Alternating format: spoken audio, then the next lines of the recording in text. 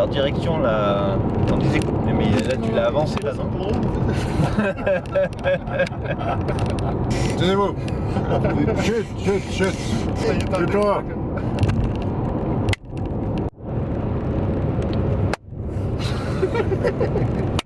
Deux. Putain regarde les motards là. Clap 2. Podcast, fais les making of tiens. Podcast. Des photos de... 1, 2, 3, 4. Et la caméra cachée avec les trucs illégaux. Cela dit, je sais même pas pourquoi je dis tout ça, parce que je sais même pas si je vais arriver à le publier d'ici demain, le podcast. je vous annonce un truc qui va être peut-être déjà passé. Sinon, tu publieras les roches parce qu'on s'est bien marré quand même. Nous, on arrive à Fréjus Saint-Raphaël, dans le Var. Je vous fais visiter avec nous la zone industrielle de Fréjus-Saint-Raphaël. Je sais pas, on va essayer d'aller jusqu'à la mer, non? On est à la mer là? Non. Oh, attendez, il faut que je le filme. Bon, juste pour vous expliquer un truc, c'est que on vous a laissé à l'entrée de Fréjus, ça fait à peu près 45 minutes qu'on tourne. Suivez un GPS où il n'avait pas mis l'adresse, donc le GPS il savait pas trop, il tourne. Donc je peux toujours pas vous montrer la mer. Ça y est, regardez, on progresse après avoir tourné pendant 1h12 dans Saint-Raphaël. Nous voyons des bateaux. Voici la mer. Nous sommes arrivés à destination. Juste pile pour l'heure de l'apéro. Alors pour une fois on arrive à Saint-Raphaël. Pour une fois il y a un voyage en multimédia où il fait beau. Oui, parce que donc c'est la 3e année. L'année dernière, il y avait de la neige et l'année précédente, c'était une tempête. Bonjour à tous et bienvenue dans le premier podcast SEO de tout l'univers et de toute l'histoire. On est dans un SEO road trip jusqu'à Saint-Raphaël pour aller au Yuda Camp. Donc, comment s'appelle l'événement? Visibilité Web Day. Visual Web Day. Et je suis avec Romain Bellet de Yuda, avec Lionel Miraton de Yuda et avec Jeff Lou, presque de Yuda, qui suit Yuda tout le temps, mais parce que je sais pas pourquoi vous le prenez d'ailleurs tout le temps, Jeff. Et alors, on va déjà démarrer à parler de qu'est-ce qu'on va faire demain. Avec Romain, demain, on va parler cocon sémantique, mais version Insight. Donc moi, je vais tester une nouvelle approche de mon explication. Comment je peux expliquer le cocon sémantique aux gens qui ne savent pas du tout de quoi il s'agit et qu'est-ce que ça peut leur apporter. Ensuite, qu'est-ce qu'on a d'autre? On a du Sylvain Perronnet, on a du Jean-Benoît Moins, il y a du Roland Delebrand. De Brabant. Ouais. SEO international. En gros, c'est un des derniers événements gratuits qui est à la mesure des événements très payants. Exactement. Mais quel est ton secret en fait? Tu peux donner ton secret pour organiser des événements? Mon secret? Ou tu veux que je le donne moi? Donne-le. Le secret écoutez bien, messieurs les organisateurs d'événements, parce que Romain, son secret, il est très malin. Vous savez qu'un bon SEO doit être feignant. Il doit être pas paresseux, mais feignant, c'est-à-dire malin. Et il se greffe sur des événements existants. Sur des événements déjà organisés, il apporte une plus-value, il apporte des gens, des conférences, mais il n'a pas à se faire chier à organiser tout le truc, à louer la salle et tout le tralala. C'est bien ça, Romain, non? C'est bien ça, mais la grosse difficulté, effectivement, c'est de trouver des bons événements sur lesquels se greffer. Et voyage en multimédia en est un. Attendez. Alors, la gendarmerie vient de nous dépasser, ils se demandaient quelle est cette voiture avec un radar installé devant, là. Moi, j'aimerais bien que vous organisiez un événement qui se greffe, comme a fait le World Wide West, Wild West, je sais plus quoi, festival aux Vieilles Charrues, en fait. Au sein des Vieilles Charrues, tu as un pur événement web. Et je trouvais que c'était une bonne idée, peut-être meilleure que de se greffer sur d'autres événements web, quoi. Ça change, ça permet d'avoir une thématique totalement différente et de pouvoir... Je double. Pas double. Non, parce que honnêtement, si on devait citer un défaut aux événements web, c'est qu'il n'y en a pas un qui est capable d'organiser une vraie soirée après. Parce qu'ils sont tellement épuisés à organiser l'événement que la soirée, tu te retrouves au bar de la 3e mi-temps en face du Stade de France, par exemple, quoi. En fait, il faudrait faire l'inverse. Il faudrait organiser une soirée, puis on fait un événement SEO avant. C'est peut-être ça l'idée. Ah ouais, c'est ça. En fait, c'est tout centré autour de la fête, et puis éventuellement, va se passer quelque chose du point de vue SEO derrière, quoi. Mais j'ai bien compris ce que tu voulais. Ouais. Alors, si on parlait de... Qu'est-ce qui s'est passé Est-ce que... Alors déjà, ouais, je voulais parler de la balise title, mais il y a déjà un débat. Est-ce qu'on doit dire title ou title? Qui vote pour title, là? Donc, Allez, il y a Deux. deux. 3. Ah, Alors moi, je suis ah pas non, il y a d'accord. plus de débat, là. Je suis pas d'accord, parce que on est en France. Non, t'as fait voter, c'est fini maintenant. Il y a plus... Bon, mais, expliquez-moi alors pourquoi on doit le prononcer à l'anglaise. Qui prend le micro? Bah, à l'anglaise, parce que tout simplement c'est un mot anglais. Si c'est du HTML, toutes les balises HTML, c'est de l'anglais, c'est un code en fait. Donc au final, que ce soit en français, en anglais, on s'en fout un peu, c'est un title quoi. Non, c'est pas bon comme argument, c'est comme ça. Ouais, bon, écoute, je sais pas. Moi, je vais continuer de dire title, que ça vous plaise ou non, je m'en fous. Je revendique. D'ailleurs, c'est pour ça aussi que j'ai décidé de militer que pour les outils français. En tout cas, s'ils sont égaux ou supérieurs aux autres, il faut qu'on soit français. Donc, Yuda, maintenant que vous avez lâché les 100 millions de monstres, alors la grande question, c'est est-ce que effectivement c'est que du marketing ou est-ce qu'il y a une véritable valeur ajoutée de passer de 25 millions à 100 millions? Qu'est-ce que ça change, quoi? Ça change considérablement puisque ça permet d'avoir une profondeur au niveau des thématiques qui est considérable. À la fois d'ouvrir le spectre de la thématique et d'ouvrir le râteau de la thématique, rentrer sur toutes les thématiques, hein, comme un cocon, comme on pourrait dire. Et également, lorsque vous êtes au fin fond de votre cocon, de pouvoir avoir toutes les intentions des internautes en termes de recherche. Donc, avec le nouvel algorithme sur Insight V2, vous allez voir que ça a un impact considérable de pouvoir mettre... Et il te prend la moitié de la route, lui, hein? De pouvoir mettre en place, de disposer d'une base de données qui correspond quasiment à toutes les recherches, soit intentions, que les internautes font sur les moteurs de recherche. Mais comment t'as... Parce que le problème, quand tu commences à rater, c'est large aussi, tu ratisses la merde avec. Donc il faut bien la sortir, la merde. Vous êtes arrivé à tweaker un peu l'algo pour faire en sorte que on ratisse que les bonnes choses? La merde, au final, c'est simplement parce que c'est une note thématique. C'est pas de la...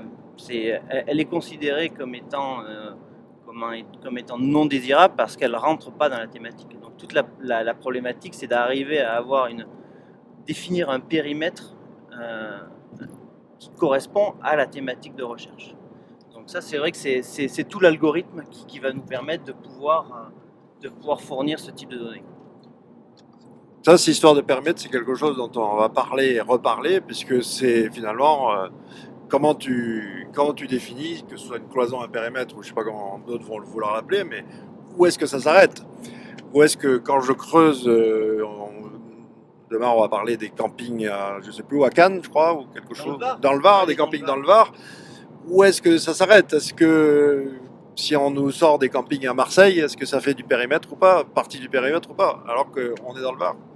C'est là toute la question, de pouvoir avoir Normalement, si on recherche camping Var, il ne devrait pas nous sortir Marseille. Ça, c'est clair. Mais c'est vrai qu'un internaute qui a une intention de rechercher des campings dans le sud, il n'est peut-être pas aberrant non plus de pouvoir avoir en fin de silo sémantique, des propositions sur des villes qui sont à côté, qui sont proches en termes de géographie. Mais c'est vrai que toute la problématique, c'est que de pouvoir tailler des silos sémantiques et définir des périmètres qui soient cohérents pour les internautes et principalement pour nos clients. Tout à l'heure, tu nous sortais des stats assez dingues sur Insight.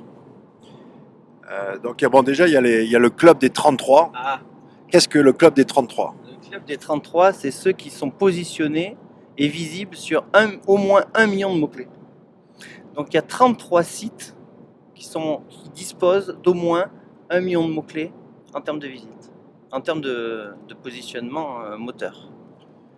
Et à l'inverse, quel est le pourcentage de sites qui ont 10 mots-clés ou moins dans Insight?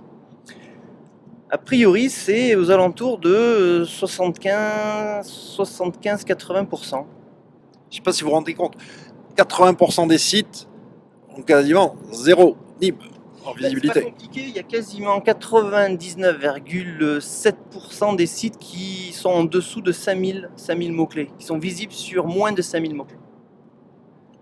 Donc ça représente une visibilité énorme, ça représente une volumétrie énorme en termes de sites, puisque on gère quasiment 15 millions de sites, ça représente 14 millions,088. Je double. Alors, maintenant, de quoi on pourrait parler là? On parlait de plein de trucs intéressants et dès que j'ai allumé la caméra, les mecs, ils ont plus envie de parler. Il y a des sujets, on peut pas parler là. On peut pas parler de sujets dont on parlait, donc, des sujets légaux. Si, moi j'aimerais bien qu'on entende Jeff parce que c'est vrai que lui, il a plein de trucs à dire. Et Après, on parlait des sites. attends, parle dans le micro. On parlait des sites positionnés. On parlait des sites positionnés seulement sur des mots-clés. On peut être positionné sur peu de mots-clés, mais faire énormément de trafic. Il y a une notion mots-clés et volumétrie. Donc, il est peut-être plus intéressant d'être positionné sur 9 mots-clés plutôt qu'un site qui est positionné sur 200 ou 300 mots-clés avec 3 fois moins de trafic. Voilà. Allez, on sortira la stat. Promis, peut-être pas demain, mais on sortira la stat. Bon, après, de toute façon, c'est vrai que même si tu prends des sites de.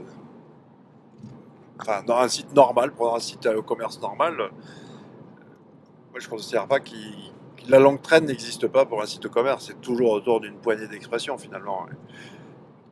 Le cœur de catalogue, c'est-à-dire quand je pars des 20% qui vont te faire 80% du chiffre d'affaires. Peut-être que tu vas te positionner sur des trucs, mais c'est pas ça qui va te ramener la maille, quoi. Enfin, c'est la loi de la nature, de toute façon. Tout tourne autour de ces 20% qui font 80%. Quoi. De mémoire, je crois qu'il y a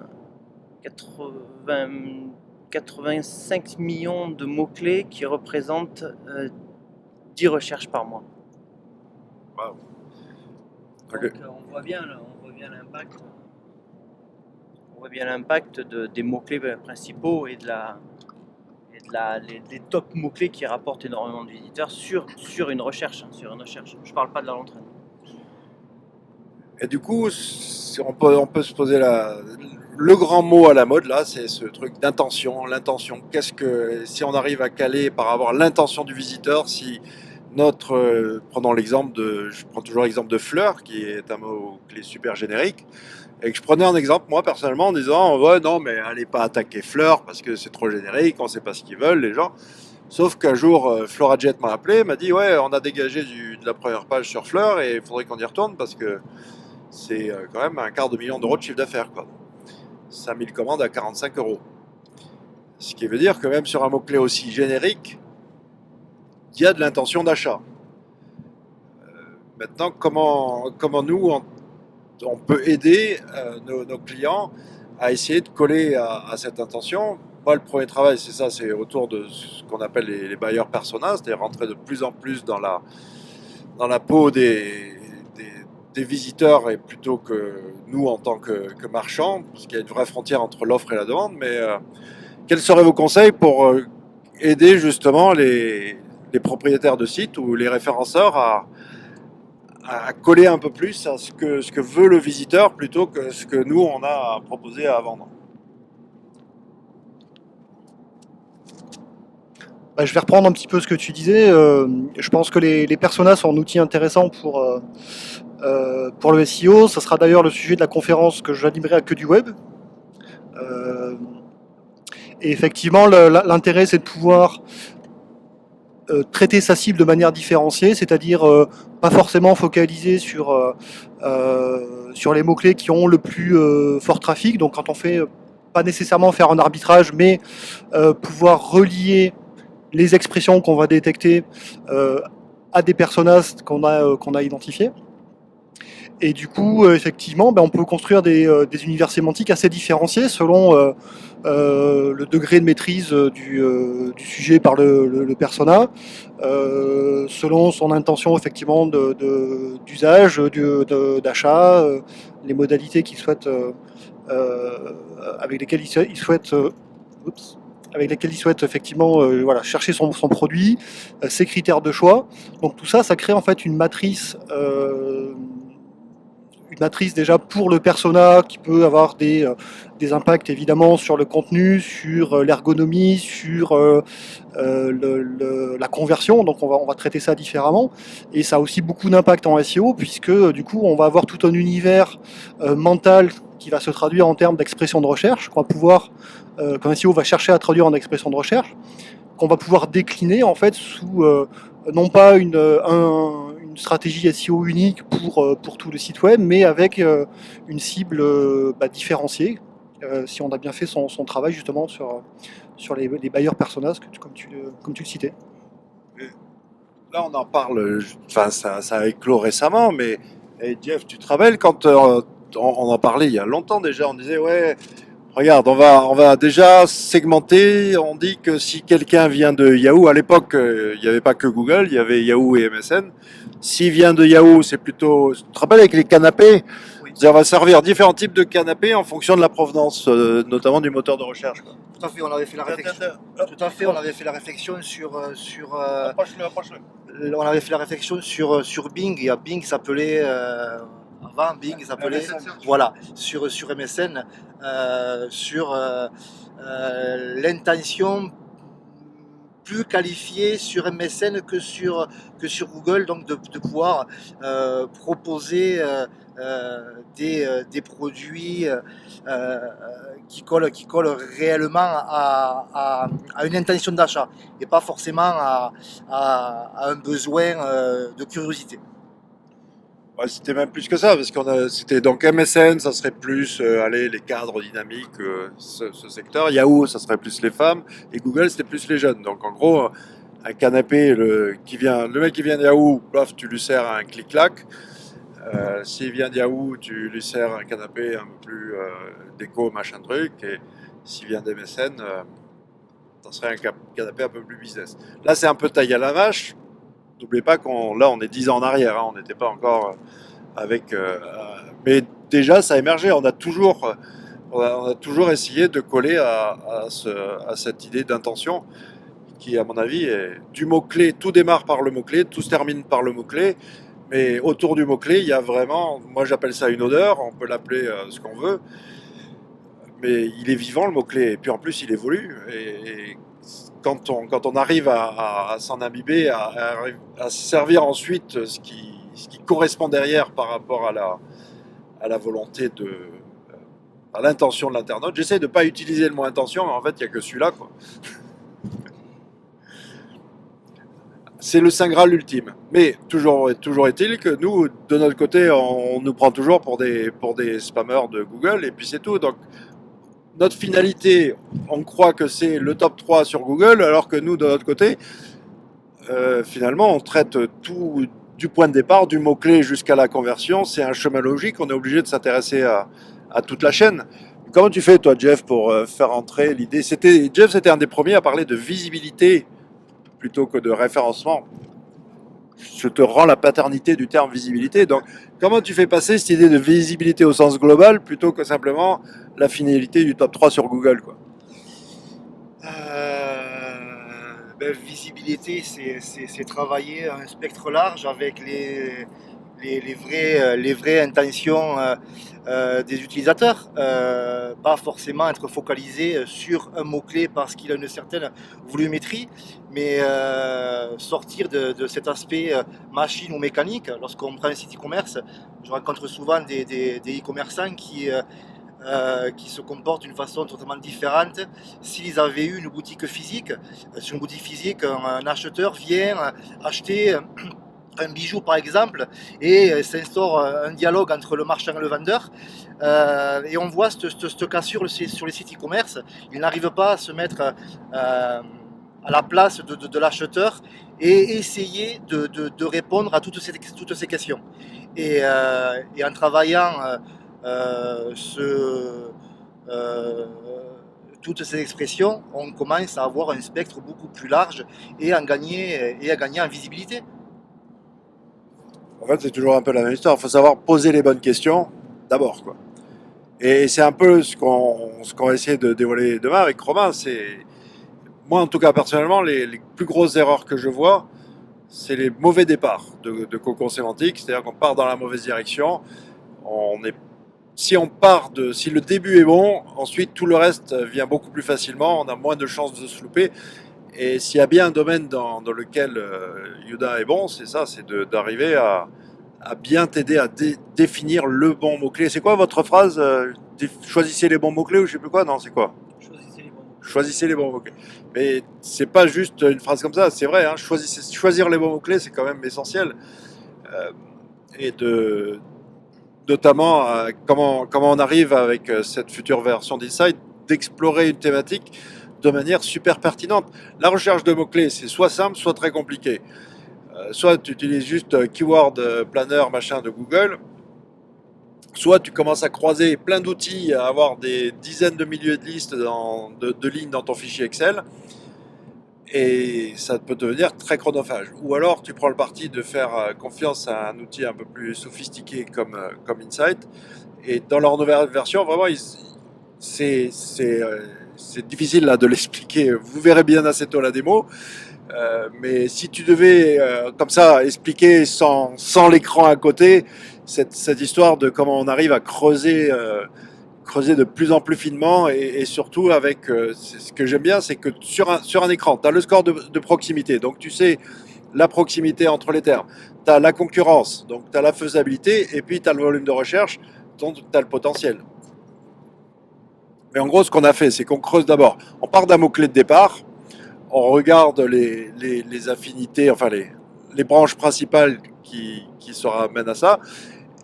Clock, tu peux coupler ensuite avec l'identification d'un site phare sur la thématique et lui, en quelque sorte, le scraper, l'espionner pour aller là vraiment trouver même une page particulière sur le site où tu vas aller recueillir plein d'infos, quoi. Oui, on peut utiliser différemment l'outil. C'est-à-dire que c'est vrai qu'on s'aperçoit qu'en fonction du niveau du cocon sémantique, la hauteur en fait de la thématique, on va avoir des informations totalement différentes. Par exemple, une information sur tourisme Var va nous fournir en fait un périmètre sémantique qui est large, mais qui travaille sur les différentes intentions au final. Quelles sont les différentes façons d'aborder la thématique.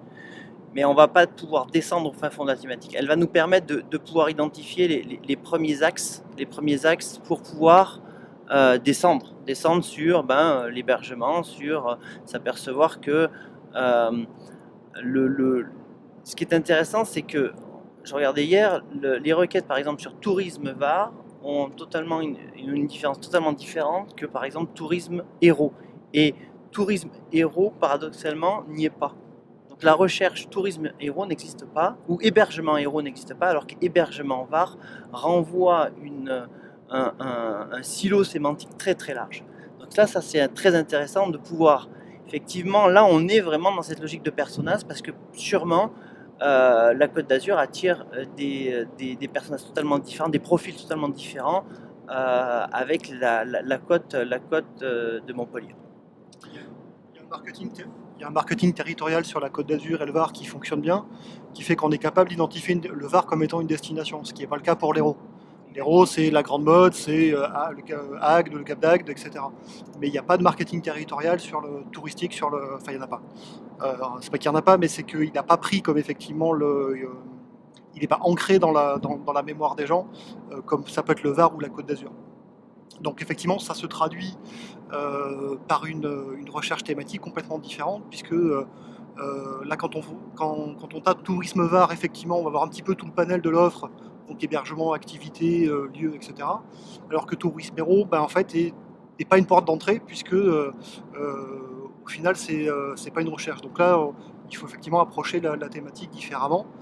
Et du coup, c'est un enseignement super intéressant pour quelqu'un qui travaille sur la thématique, soit dans le Var ou dans l'Hérault. C'est que le territoire en lui-même n'est pas nécessairement, en tout cas à l'échelle du département, n'est pas mis en avant de la même manière. Et dans la perception, dans le mental des gens, effectivement, l'Hérault n'est pas reconnu comme étant une destination. On connaît les villes, on connaît des éléments, mais pas le territoire en lui-même. Ça se retranscrit totalement dans les résultats en fait, que qu'Insight nous fournit, puisqu'il nous construit ce périmètre sémantique et on s'en aperçoit très fortement. Et ce qui est intéressant également, c'est que si on est au-dessus de la thématique, en haute thématique, on voit que plus on va descendre, en fait le nombre de mots-clés proposés, plus on va descendre, plus il va être important. Puisqu'effectivement, là on va travailler non plus sur du repérage de thématiques, mais vraiment sur des intentions pures et dures et une déclinaison de mots-clés. Là on revient en fait sur un outil traditionnel de suggestion de mots-clés. Par exemple, vous allez mettre location bateau VAR, et il va vous retranscrire toutes les déclinaisons liées à cette requête-là, à cette intention-là.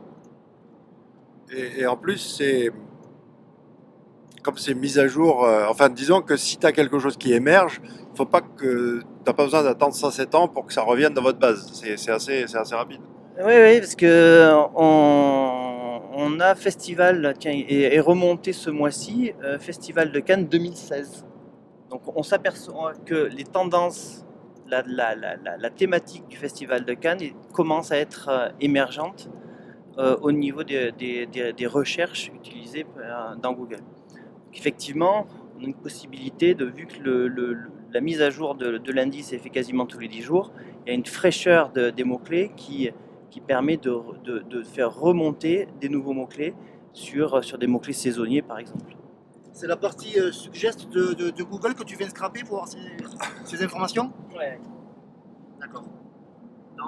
Entre autres, hein, on a toute une technologie qui nous permet de pouvoir récupérer des mots-clés de fraîcheur et donc du coup de pouvoir dans un